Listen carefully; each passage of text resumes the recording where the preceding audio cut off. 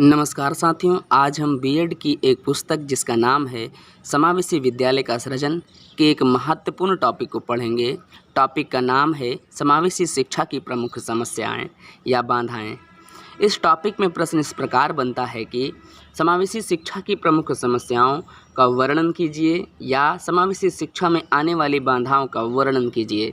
तो चलिए इसके उत्तर को देखते हैं कि उत्तर क्या कहता है। समावेशी शिक्षा के दौरान अनेक समस्याओं या बाधाओं का सामना करना पड़ता है, जिसमें से कुछ प्रमुख समस्या या बाधाएं इस प्रकार हैं। जो मेन समस्याएं हैं हमने उनको लिया है हेडिंग के वाइज, तो हम पहले सारी समस्याओं को एक साथ बता देते हैं, फिर बारी बारी से उसके बारे में पढ़ने का प्रयास करेंगे। ठीक है। पहली समस्या है शिक्षक में शिक्षण कौशल की कमी। दूसरी समस्या है सामाजिक मनोवृत्ति। तीसरी है शारीरिक बाधाएं। चौथी है पाठ्यक्रम। पांचवी है भाषा और संवाद की समस्या। छठी है भारतीय शिक्षा नीतियों से बाधाएं। ठीक है, तो सबसे पहली समस्या है शिक्षक में शिक्षण कौशल की कमी। ठीक है, तो चलिए इसको देखते हैं। शिक्षक में शिक्षण कौशल की कमी। समावेशी शिक्षा में विशिष्ट एवं सामान्य बालक तथा अक्षम बालक सभी एक साथ एक ही कक्षा में शिक्षा ग्रहण करते हैं। हमने शुरुआत में ही समावेशी शिक्षा की जब परिभाषा पढ़ी थी तो उसमें भी यही आया था कि समावेशी शिक्षा में विशिष्ट बालक बालिकाएं तथा सामान्य बालक बालिकाएं एक साथ एक क्लास में एक छत के नीचे बैठकर शिक्षा ग्रहण करते हैं, उसी को हम समावेशी शिक्षा कहते हैं। ठीक है, और यही कारण है कि एक शिक्षक को उन सभी बालकों को समान रूप से शिक्षा प्रदान करने की क्षमता होनी चाहिए। जो शिक्षक उन बालकों को पढ़ा रहा है ना, उसको चाहिए कि वो दोनों बालकों को एक साथ लेकर चल सके। ठीक, शिक्षक को चाहिए कि कक्षा के अनुरूप शिक्षण विधियों का उपयोग करना आना चाहिए, जिससे कि वह विशिष्ट एवं सामान्य बालकों की समस्या को समझकर उसका समाधान कर सके। ठीक है, पर ये क्षमताएं सभी शिक्षक में नहीं पाई जाती हैं।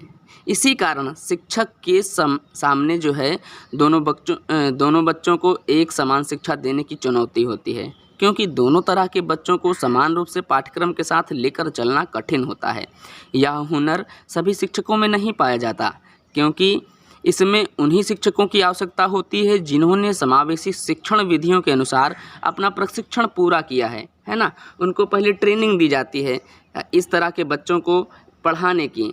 इसीलिए समावेशी शिक्षा की सबसे बड़ी समस्या शिक्षक में शिक्षण कौशल के विकास में कमी होना है। ठीक है, अब हम बात करते हैं नेक्स्ट समस्या की, सामाजिक मनोवृत्ति। अब हम बात करते हैं दूसरी समस्या की। दूसरी समस्या है सामाजिक मनोवृत्ति। हम जिस देश या समाज में रहते हैं, यहाँ के लोगों की सामाजिक मनोवृत्ति ही ऐसी है कि अक्षम बालक या विशिष्ट बालकों को नकारात्मक भाव से देखते हैं, यानी हीन भावना से देखते हैं। उनके मन में पहले से ही उस बालक के प्रति नकारात्मक भावना बैठ चुकी होती है कि यह बच्चा आगे चलकर अपने जीवन में कुछ कर नहीं पाएगा। साथ ही उसके परिवार के लोग भी, उसके माता पिता उसे यूं ही छोड़ देते हैं, उसको अपने हाल पर ही छोड़ देते हैं, है ना। उन्हें समाज से दूर रखते हैं। ठीक,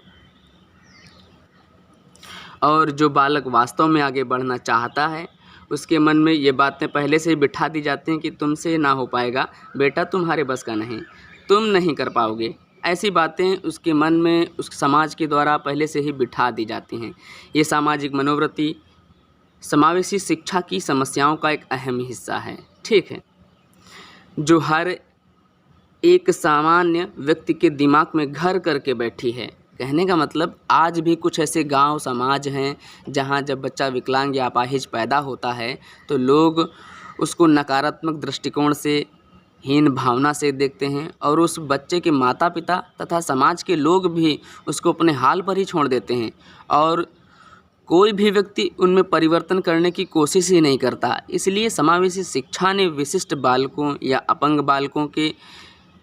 बालक जो होते हैं उनके बाकी बालकों की तरह समान अधिकारों की समाज के सामने बात रखने तथा ऐसे बालकों को बढ़ावा देने के लिए लोगों से नकारात्मक हीन भावना को दूर करने का काम करती है।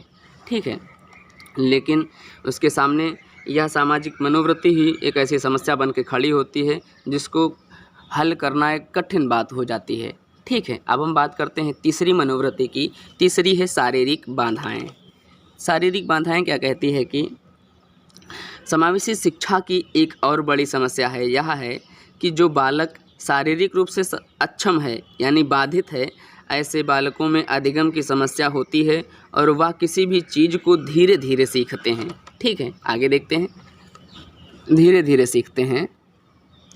उन्हें सीखने में बहुत ज़्यादा यानी सामान्य से ज़्यादा मेहनत की आवश्यकता होती है, पर उनकी इस समस्या को नज़रअंदाज कर उनके साथ सामान्य बालक के जैसा ही व्यवहार करना चाहिए। ठीक है, सामान्य बालक के जैसा व्यवहार, शिक्षण विधियाँ, प्रवृत्तियों आदि का प्रयोग किया जाता है, जिससे उनमें समस्याएं उत्पन्न होने लगती है। जाहिर सी बात है, जो बच्चा शारीरिक रूप से थोड़ा विकलांग होता है या मानसिक रूप से थोड़ा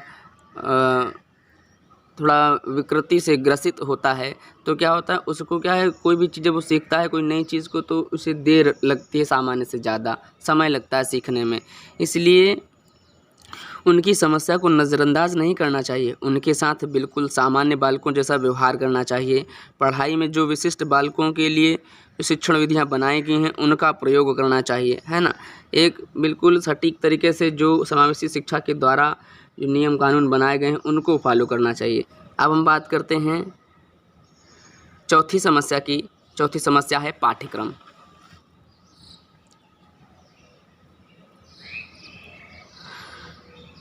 समावेशी शिक्षा में पाठ्यक्रम निर्माण करते समय इस बात का ध्यान दिया जाना चाहिए कि पाठ्यक्रम लचीला, उपयोगी, सरल तथा स्पष्ट शब्दों में हो, है ना, तथा सामान्य एवं विशिष्ट बालक या अक्षम बालक सभी के अनुरूप हो।